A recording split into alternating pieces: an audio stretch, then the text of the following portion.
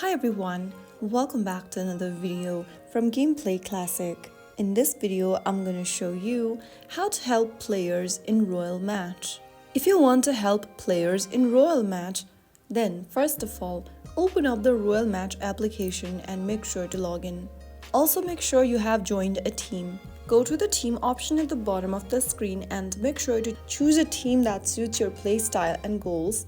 You can also find a team that suits your playstyle and goals and make sure to join into it.